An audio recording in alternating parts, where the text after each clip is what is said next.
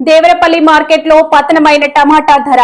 అనకాపల్లి జిల్లా మాడుగుల నియోజకవర్గం దేవరపల్లి మండలంలోని కాయగూరల హోల్సేల్ మార్కెట్ లో టమాటా ధర పతనమైంది. టమాటా ధర రోజు రోజుకు తగ్గిపోవడంతో రైతులు నిరాశ చెంది మార్కెట్ కు తీసుకొచ్చిన టమాటాలను రోడ్డుపైన పారబోసి వెను తిరిగారని సిపిఎం జిల్లా కార్యదర్శి డి వెంకన్న తెలిపారు. ఒక్కసారిగా టమాటా కిలో ₹2 పడిపోవడంతో చేసేదేం లేక రైతులు దిక్కు తోచని స్థితిలో రోడ్డుపైన పారబోసి వెళ్లిపోయారు. అనకాపల్లి జిల్లాలోని దేవరాపల్లి హోల్సేల్ కాయగూరల మార్కెట్ ఏదైతే ఉందో దీనికి 100 ఏళ్లు చరిత్ర కలిగినటువంటి కాయగూరల మార్కెట్ ఇది. ఒకప్పుడు వంకాయ బరంపురం, ఒరిస్సా, ఇతర రాష్ట్రాలకు వెళ్ళినటువంటి చరిత్ర కలిగినటువంటిది ఇది.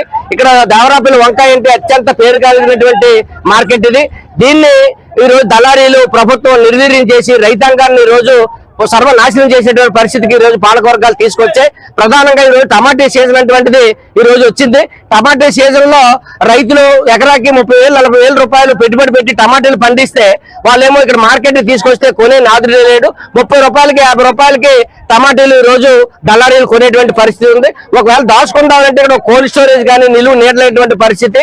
ఇక్కడ ఎండొచ్చినా వాన వచ్చినా పశువుల కన్నా అధ్వానంగా ఈ రోజు రైతులు చూస్తుంటారు. రైతు ఏమో ఈ దేశానికి తిండి పెట్టినటువంటి రైతు ఈ రైతుని ఈ రోజు దుఃఖపెట్టినటువంటి కంట కన్నీరు కార్చినటువంటి పాలక వర్గాలకు రైతాంగం యొక్క ఉసురు తగులుతుందని చెప్పేసి మేము స్పష్టంగా చెప్పదలుచుకున్నాం. కాబట్టి ఇటువంటి ప్రభుత్వం పాలక వర్గాలు రైతాంగాన్ని నిపాదించడం సరైనది కాదు. అనేక సంవత్సరాల నుంచి కోల్డ్ స్టోరేజ్ కట్టాలని చెప్పేసి ఇక్కడ డిమాండ్ ఉంది. కోల్డ్ స్టోరేజ్ లేదు, ఇక్కడ నిలువ నీరు లేదు, వర్షం వచ్చినా ఎండ వచ్చినా తీవ్రమైన ఇబ్బంది.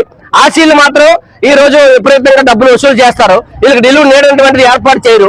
కాబట్టి ఆశీల డబ్బులు కూడా రాక ఒక రైతు ఈ రోజు టమాటీలు రోడ్డు మీద పోసేసి మాకు ఇక్కడ టమాటీలు పండించడం పశువులకే వదిలేస్తాను, కాబట్టి ఇది అత్యంత దుర్మార్గం, రైతాంగాన్ని ప్రభుత్వం ఆదుకోవట్లేదని చెప్పేసి ఇక రెడ్డి దేవుడు అనేటువంటి వ్యక్తి వెళ్ళిపోయాడు. కాబట్టి ఈ రైతాంగాన్ని ఆదుకోసేటువంటి పూర్తి బాధ్యత ఈ ప్రభుత్వం మీద ఉంది.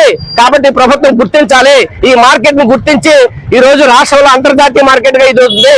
అటువంటి మార్కెట్ నాశనం చేయడం సరైనది కాదు.